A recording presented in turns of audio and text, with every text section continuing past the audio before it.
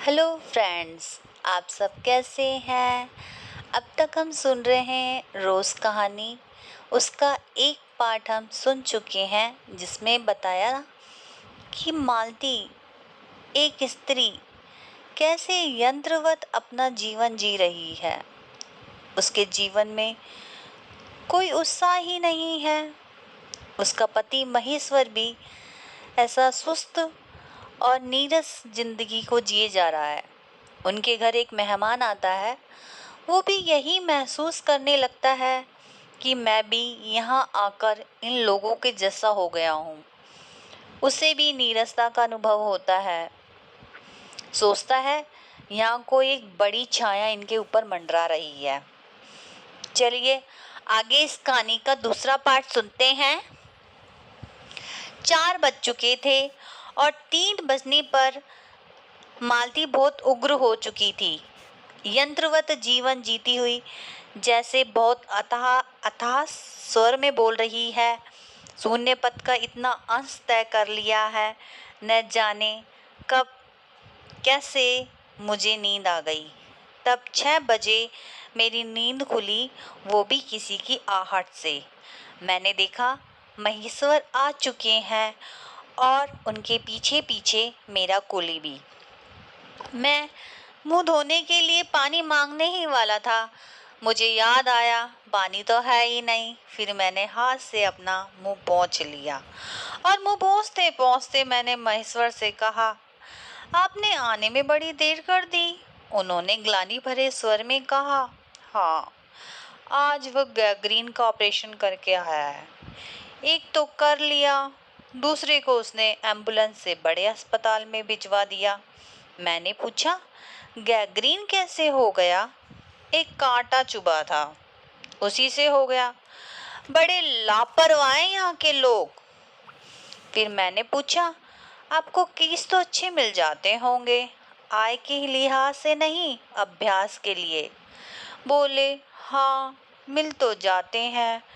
तभी मालती आंगन में सब सुन रही थी और आती है, कहती है, केस बनाते देर क्या लगती है, कांटा चुभा था, इस पर टांग काटनी पड़े। यह भी कोई डॉक्टरी है।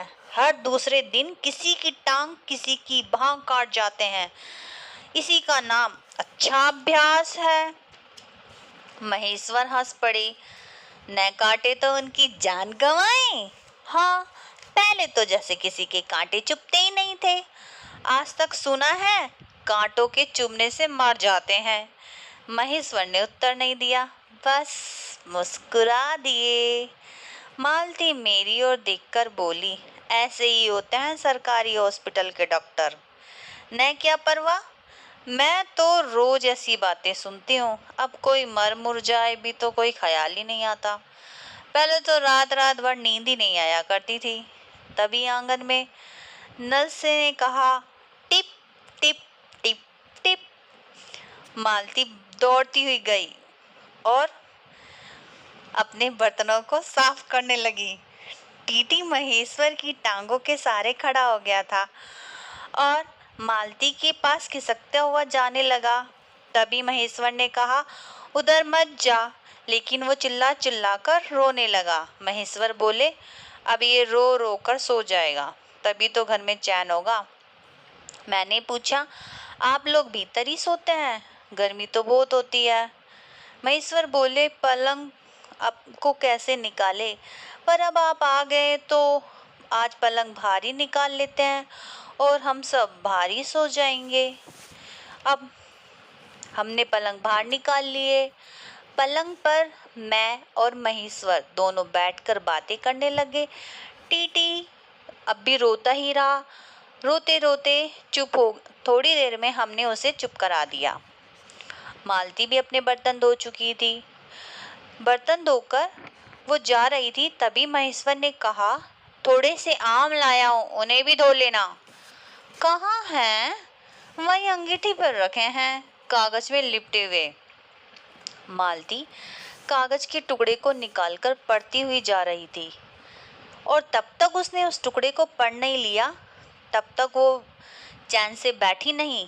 तब मैंने देखा कि बहुत दिनों पहले जब हम छोटे स्कूल में भर्ती हुए थे, तब तो हमारा सबसे बड़ा सुख ये होता था कि हमें सिर्फ स्कूल में हाजिरी देने जाना है। फिर चोरी से निकलकर हम आम के बगीचों में बैठकर कच्ची आमियां तोड़ तोड़ कर खाते थे। मुझे ये भी याद है, जब मैं आता नहीं था तो उसका मन खिन्न हो जाता था। मालती कुछ पढ़ती लिखती नहीं थी। उसके माता पिता उसकी इस बात से बहुत तंग थे। एक दिन तो उसके पिता ने उसे एक किताब लाके दी थी और कहा, इसके 20 पन्ने रोज पढ़ने हैं। हफ्ते भर में इस किताब को समाप्त कर लेना, नहीं तो मार मार के चमड़ी उधेड़ दूंगा। मालती ने चुपचाप किताब ले ली। उसने पढ़ी भी नहीं, बस उसके एक 10-20 पन्ने फाड़कर फेंक देती, लेकिन अपने खेल में कोई फर्क नहीं आने देती। 8वें दिन जब उसके पिता ने पूछा, किताब समाप्त कर ली? तो उसने उत्तर दिया, हाँ कर ली। पिता ने कहा, लाओ तुमसे कुछ प्रश्न पूछूंगा। तो चुपचाप खड़ी रही। पिता ने फिर कहा, तो फिर उद्दत स्वर में बोली, किताब मैंने फाड़ कर फेंक दी, मैं नहीं पढ़ूंगी। उसके बाद वह बहुत पिटी, पर वो अलग बात है। इस समय मैं सोच रहा था, वही उद्दत और चंचल मालती आज कितनी सीधी हो गई है, कितनी शांत और एक अखबार के टुकड़े को तरसती है। ये क्या है? तभी महेश्वर ने पूछा, रोटी कब बनेगी? बस अभी बनाती हूँ। अब की बार मालती रसोई में गई तो टीटी को भी अपने साथ लेकर चली गई। एक हाथ से टीटी को थपेटकर सुला रही थी, दूसरे हाथों से डिब्बे को उठा उठाकर अपने सामने रख रही थी। और हम दोनों चुपचाप रात्रि में बैठे भोजन का इंतजार कर रहे थे।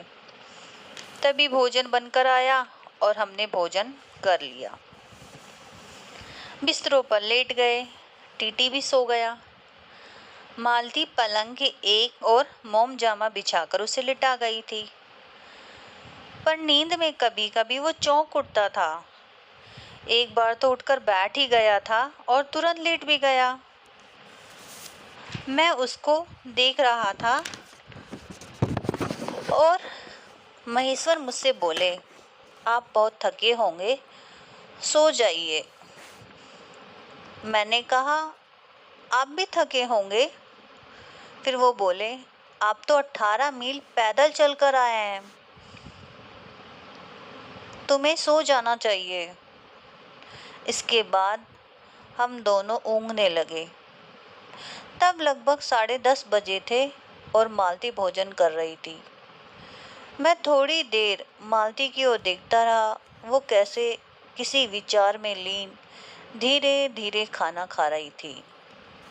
मैंने देखा, उस सरकारी क्वार्टर की दिन में अत्यंत शुष्क और नीरस लगने वाली स्लेट की छत चांदनी में चमक रही थी। अत्यंत शीतलता और स्निग्धता से झलक रही थी। उस चंद्रिका में बहती हुई आ रही थी, झर रही हो। पवन के चीड़ वृक्ष गर्मी में सूखकर मटमैले और चीड़ वृक्ष धीरे धीरे गा रहे हो कोई राग जो कोमल है किंतु करुण नहीं, अशांति में है किंतु उद्वेग नहीं। प्रकाश से धुंधले नीले आकाश के तट पर जो चमगादड़ नीरव उड़ान से चक्कर काट रहे थे, वह भी बहुत सुंदर दिखते थे। मैंने देखा, दिन भर की तपन, शांति, थकान, भाप से उड़कर वातावरण खोए जा रहे हैं, जिसे ग्रहण करने के लिए पर्वत शिशुओं ने अपने चीड़ वृक्ष भुजाएं आकाश में बढ़ा दी। ये सब मैंने अकेले ही देखा था। महेश्वर तो ऊँघ रहे थे और मालती उस समय भोजन से निवृत्त होकर दही जमाने के बर्तन को धो रही थी। कह रही थी, अब छुट्टी हुई। और 11, मैंने कहा 11 बजने वाले हैं, तो सिर हिलाकर कह रही थी, वो तो रोज ही बजते हैं। मालती का जीवन रोज की नियत गति से बहा जा रहा था। चांदनी में शिशु कैसा लगता है, इस अलग जिज्ञासा में मैंने टीटी की ओर देखा। एकाएक मानो किसी शाश्वत वमता से उठा और खिसक कर पलंग से नीचे गिर गया और चिल्ला चिल्ला कर रोने लगा। महेश्वर ने चौंक कर कहा, क्या हुआ, क्या हुआ? मैं झपटकर उसे उठाने दौड़ा। मालती रसोई से बाहर निकल आई। मैंने उस खट शब्द को याद करके धीरे से करुणा भरे स्वर में कहा, चोट लग गई बेचारे के। ये सब मानो एक ही क्षण में एक ही क्रिया की गति से हो गया। मालती ने रोते हुए शिशु को मुझसे लेने के लिए हाथ बढ़ाते हुए कहा, इसके चोटें लगती ही रहती हैं, रोज ही गिर पड़ता है।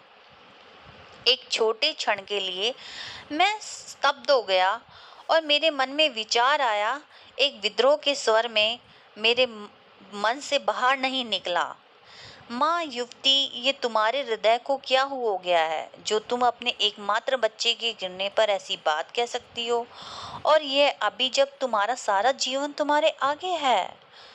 तब एकाएक मैंने जाना वह भावना मिथ्या नहीं है। मैंने देखा सचमुच उस कुटुंब में कोई गहरी भयंकर छाया घर कर गई है। उसके जीवन के इस पहले ही यौवन में घुन की तरह लग गई थी। उसका इतना अभिन्न अंग हो गई थी कि वे उसे पहचानते ही नहीं उसी की परिधि में घिरे चले जा रहे थे।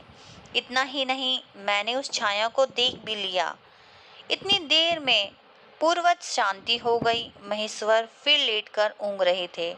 टीटी मालती के लेटे हुए शरीर से चिपटकर चुपचाप सो गया था। कभी एक आध खिसकी उसके छोटे से शरीर को हिला देती थी। मैं भी अनुभव करने लगा था कि बिस्तर अच्छा सा लग रहा है और मालती चुपचाप आकाश में देख रही थी। किंतु क्या, चंद्रिका को या तारे को? तभी 11 का घंटा बजा। मैंने अपनी भारी हो रही पलकों को उठाकर अकस्मात किसी अस्पष्ट प्रतीक्षा से मालती को देखा।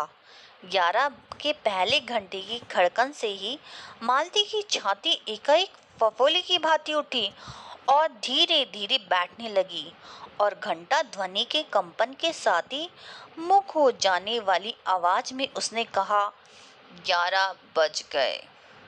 तो दोस्तों, आपने देखा कैसे मालती का जीवन एक चक्र की तरह, एक घड़ी की तरह बीतता ही जा रहा है, जिसमें कोई उत्साह नहीं है। उसकी जिंदगी इस तरह ही कटती जा रही है। तो ये कहानी आपको कैसी लगी? Thank you so much for watching this video. I hope you like it. Please like, share and subscribe to my channel. Bye bye.